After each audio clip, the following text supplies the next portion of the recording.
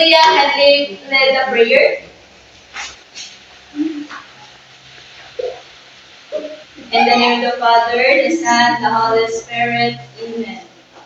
Our Father, who art in heaven, holy be your name, your kingdom come, your will be done on earth as it is in heaven.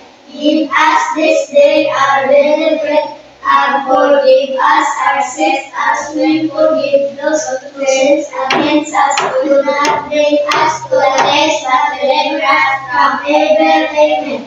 In the name of the Father, the Son, the Holy Spirit. Amen. So please remain standing for our energizer. So for our energizer, we're going to sing and dance the Aram Samsam. 1, 2, 3, go. Aram sam sam, aram sam sam, Guli guli guli guli guli ram sam sam. Aram sam sam, aram sam sam. Guli guli guli guli guli ram sam sam. Arabi, Arabi, guli guli guli guli guli ram sam sam. Arabi, Arabi, guli guli guli guli guli ram sam sam. Okay, so you may now sit down. So now, let's all know what is our objective. So our objective first is identify the beginning sounds of words that start with B, C, and D. The second one is read simple words with correct beginning sounds. The last one is actively participate in reading and matching activities. So now, we have an activity. So our activity is called sound chant. So you are going to repeat the first at the beginning letter. So first, if I'm going to sing b b b ba ba ball, you are going to repeat. Ha? Nasabtan? Oh, Okay. So first is b b ball. ba ba ball, Next is ka cat. ka ka cat, Da dog. da dog. So now, if you hear the sounds, you're going to clap your hands. So for example, if I am saying ba, so you are going to clap your hands. So okay, for example, ba ball. Cat. Dog. So nasabtan na? Oh, So okay, atong sugdan. So first is B. Ba. We're going to clap your hands if you hear the beginning sounds. Okay. Ball. cat, Dog. So, nakasabot na ba mo sa atong activity karon? oh. Okay, very good. So now, let's proceed sa discussion. So, discussion will be led by Teacher Shell Jane. Good morning, class. Good morning, ma'am. So now, I am going to introduce myself first. I am Teacher Shell Jane. And now, we are going to proceed with our discussion. So before anything else, let me introduce our topic. So our topic for today is all about identifying the beginning sounds, letter B, C, and D. So now, Teacher Jane will going to show you a 3 pictures. The first one is ball. The second one is car. And the third one is doll. So now, I am going to give the word in each picture. So the first one is ball. And the first letter of the ball is B. Okay, what is the first letter of the ball? B, Okay, and the B sounds is b, okay. So what is the sounds of letter B? b. Okay, very good. The second picture is car. So the first letter in the word car is letter C. And what is the sounds of letter C?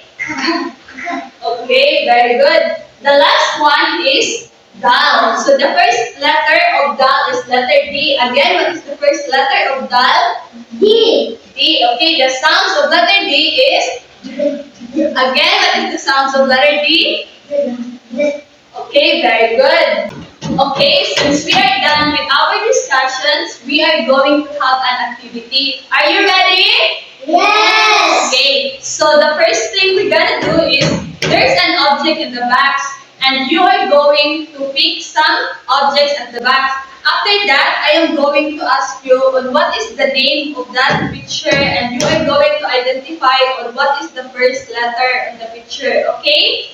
Yes. Okay, so you are going to pick one first.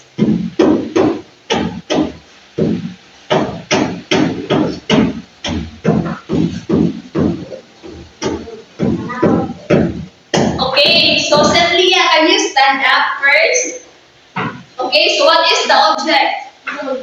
Dog. Okay, so the first one is dog.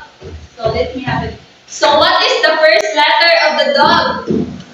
D. Okay, so what is the sounds of letter D? D. Okay, very good. So now you are going to paste this picture on the box with letter D.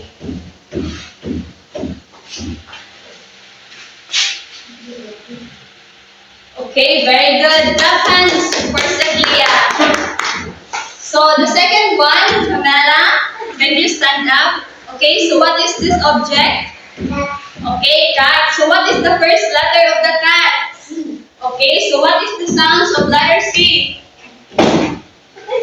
Okay, very good. So now you are going to paste this picture in the blackboard. Okay, in the letter C.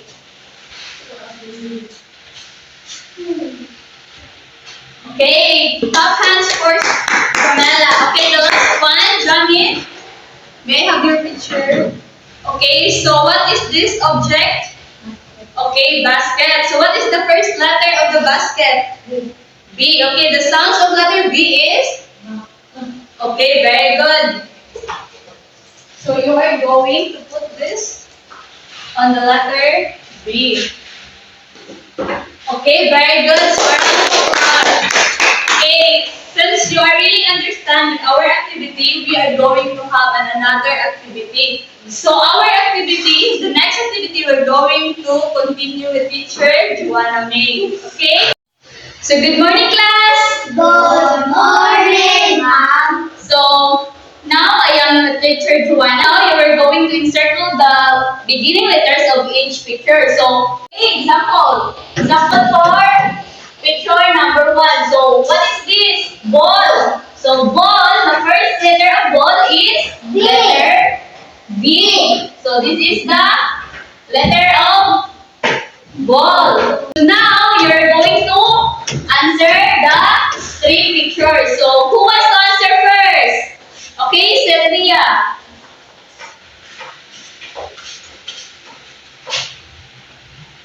Okay, very good. So what is this? Banana. Banana. So what is the first letter of banana? B. So Sylvia is correct. So clap hands. So who wants to answer the second picture? So Jamit. Ay, okay. C. Okay, very good. So what is the first letter of this picture, Kat? C.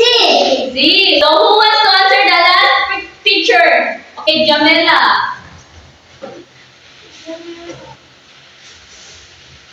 Okay, correct. So the last picture is letter D. So what is the